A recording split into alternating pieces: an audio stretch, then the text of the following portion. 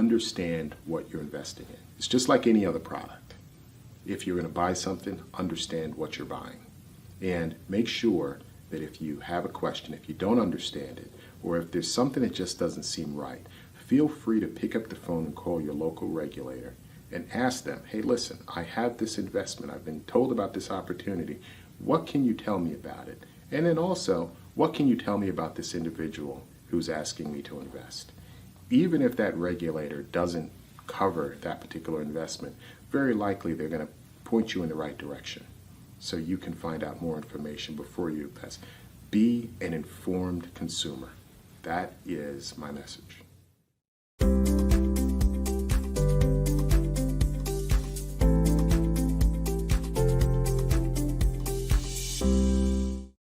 Elad Roisman, I am Sierra Legacy, and as an XRP holder, I do not, nor have I ever been, under the impression that I am entitled to shareholder rights for purchasing the virtual currency of XRP.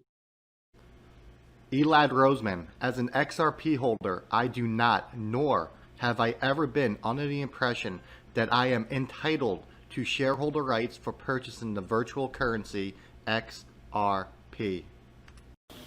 As an XRP holder, I do not, nor have I ever been under the impression that I am entitled to shareholder rights for purchasing the virtual currency XRP. Elad Roisman.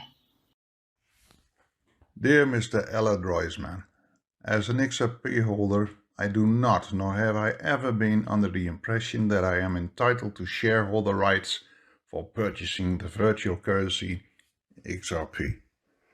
Origin of XRP and Ripple, and why there's conflicting information and controversy with respect to security law. And this is from Mike. So I guess I'll do it in the order asked, although the reverse order might be a little... so the origin of XRP and Ripple. XRP originated when Arthur Brito, myself, Jed McCaleb, and Chris Larson built the original XRP ledger back in 2011 and 2012. The original founders who built that system gifted a bunch of XRP to Ripple to have the company sort of work and build an ecosystem around it. So Ripple is a company. It's a traditional company. It has stockholders. It has headquarters in San Francisco. It has employees. XRP is an asset on a digital ledger.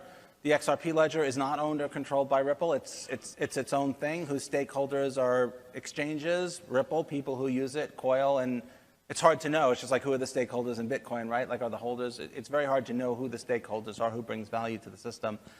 So why is there conflicting information and controversy around it with respect to security law? Because security law has not changed with respect to blockchain technology in a long time. In the early days of blockchain, there were people who were arguing that Bitcoin's XRP and everything else were inherently counterfeit and citing the von Nothaus case, and they had some good arguments. It wasn't clear. We've gotten guidance from some organizations. The SEC recently has talked about how they're going to think about, like, what deciding how these tokens meet security law. But they have not given a black and white test. They haven't said, this is the test. Like, they've given a test, but it's filled with vague terms. The Howey test, came from a series of court cases that were decided, and it's just really hard to figure out how that applies. We're pretty comfortable that XRP is not a security, but ultimately it's going to be the SEC and perhaps the courts that make that decision. I am Stephanie Starr. Elad Roisman, as an XRP holder, I do not, nor have I ever been, under the impression that I am entitled to shareholder rights for purchasing the virtual currency XRP. Hello, I am XR Plumber. Elad Roisman, as an XRP holder, I do not, nor have I ever been under the impression that I am entitled to shareholder rights for purchasing the virtual currency XRP. Elad Roisman, as an XRP holder, I do not, nor have I ever been under the impression that I am entitled to shareholder rights for purchasing the virtual currency XRP.